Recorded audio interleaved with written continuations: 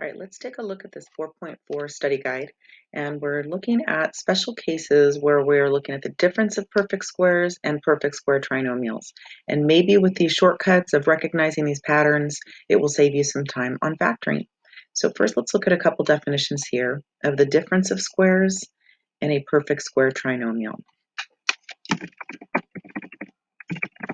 An expression that contains two perfect squares with one subtracted from the other.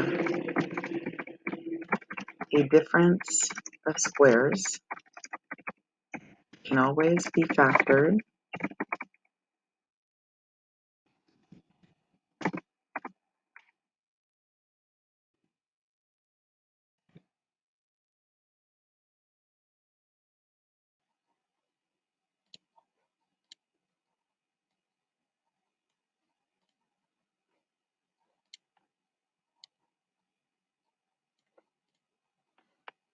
All right, and then I'm going to go ahead and insert the equation here. And this would be a squared minus b squared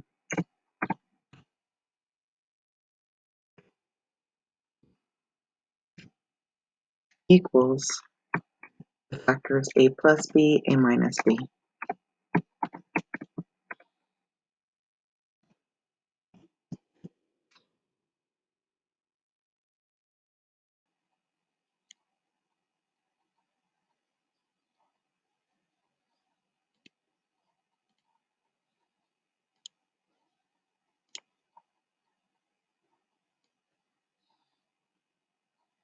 So this is the difference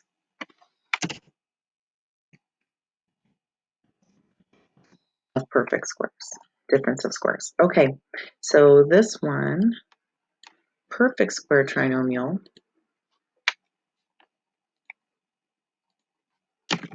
is the result of multiplying a binomial times itself.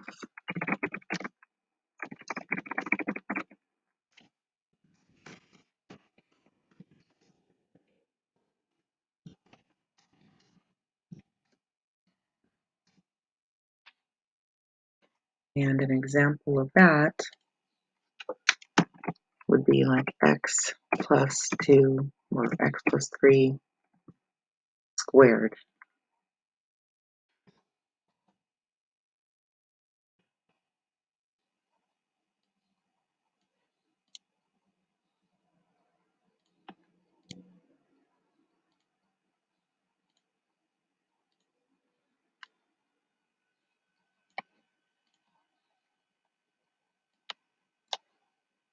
Okay, summarizing. This is in your own words. What is the difference of a square?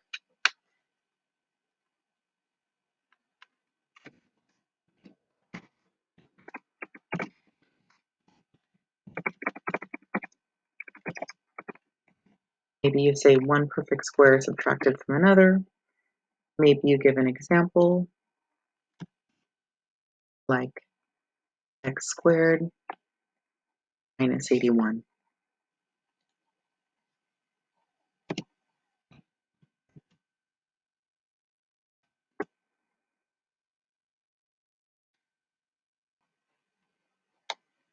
All right, looking at a little table here, write each polynomial as a difference of squares. So for example, this 81 minus 64 can be rewritten as something squared minus something else squared. So for example, 81 is 9 squared, and 64 would be 8 squared. X squared minus 9 could be rewritten as x squared minus 3 squared.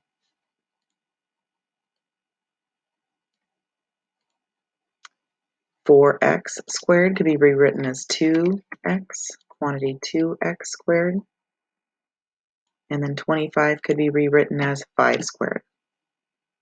So starting to see these as perfect squares. For any two values or expressions of a times b, a squared minus b is always going to equal a plus b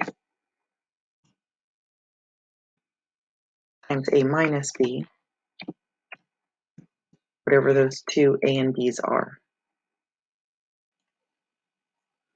All right, on this next one, following along with these steps where you're going to square root the front and square root the back, we would get our two factors as 2x minus 4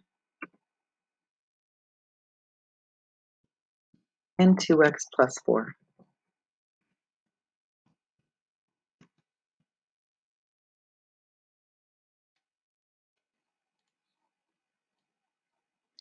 And honestly, I don't really like this example because it could be done with GCF first, but that's what the book has in it.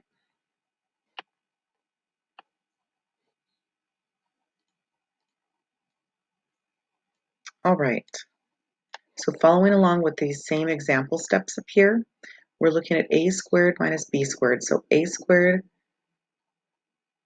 we're looking at a and b, so a squared equals x squared in this case.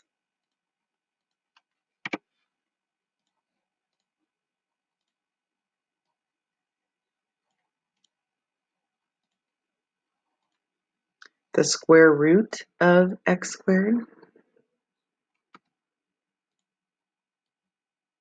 is just x, and so a equals x.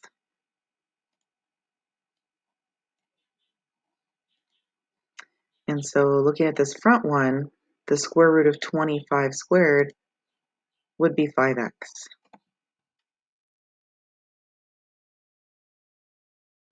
And the square root of w squared x squared would be wx.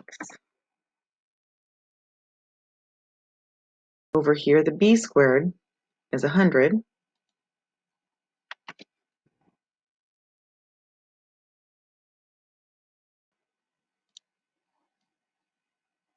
So the square root of b squared would be 10.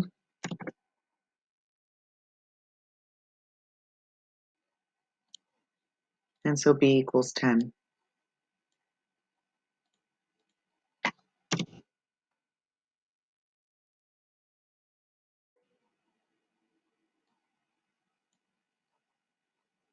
Here the b is 36, so b squared is 36, so b is just 6.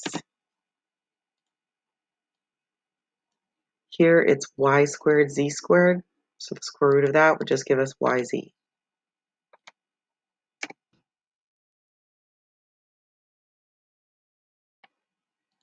And so therefore my factors are x plus 10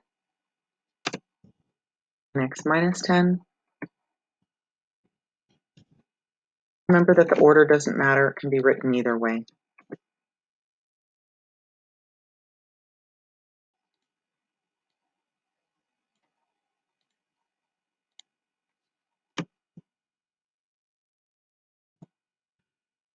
Five x plus 6, 5x minus 6,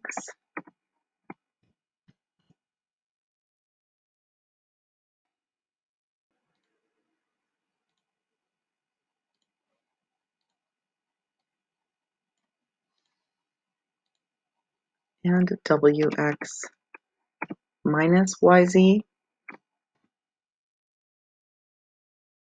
and wx plus yz.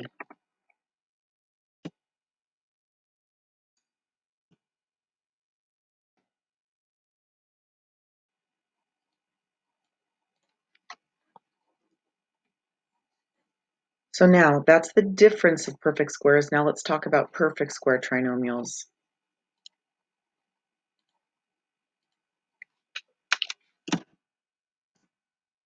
A binomial times itself, and maybe you give an example of that.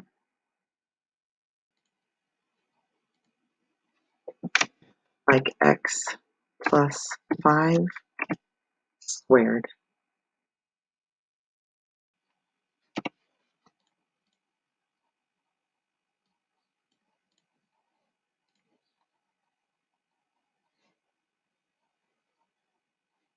All right, so the rule for this one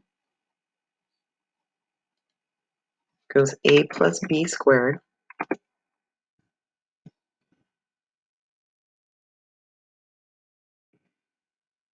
because this one has the plus in the middle. And so, for example, over here, when b is 16, we're just going to say x plus 4 squared.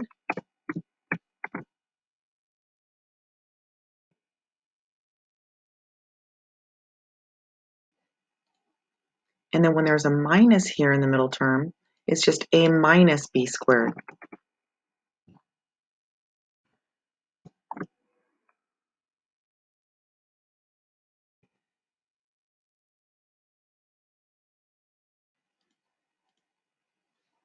And so in this case, it would be x minus 6 because of the minus in the middle. How am I getting the 6? It's the square root of 36. How am I getting the 4? It's the square root of 16.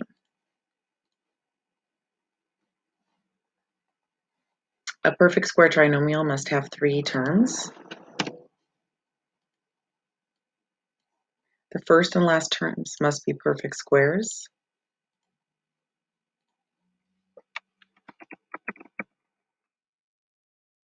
Perfect square at the end, or the constant, must be positive.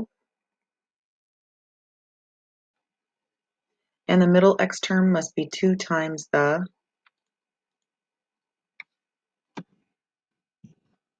product of the square roots of the perfect squares.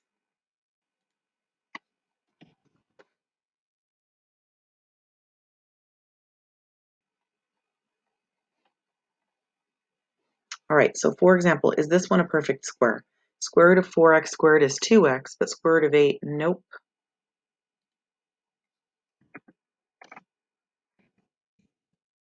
8 is not a perfect square.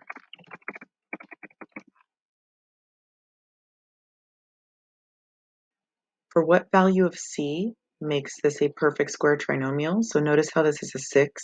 Half of 6 is 3, so 3 squared.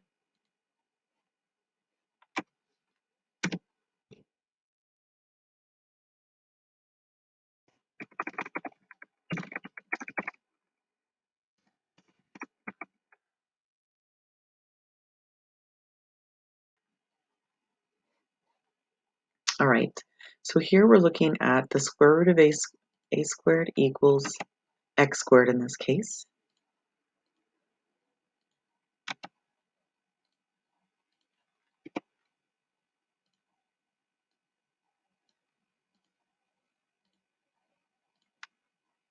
And so the square root of that x squared is just x.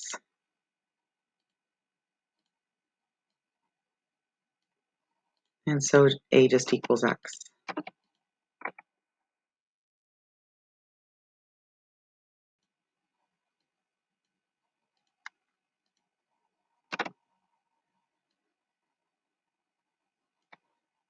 All right, b squared in this case is 1. So the square root of 1 just equals 1.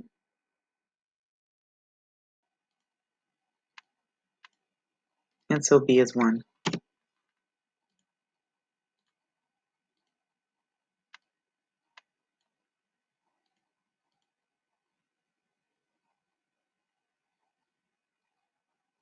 In looking at this example over here, the square root of 4 is equal to 2.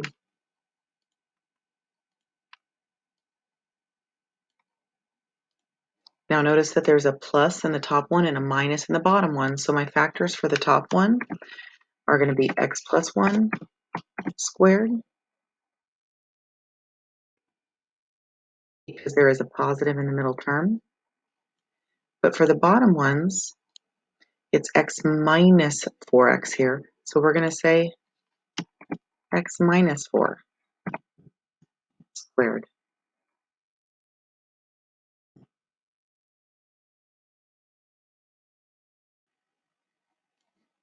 for this perfect square trinomial. And that's the end of our notes.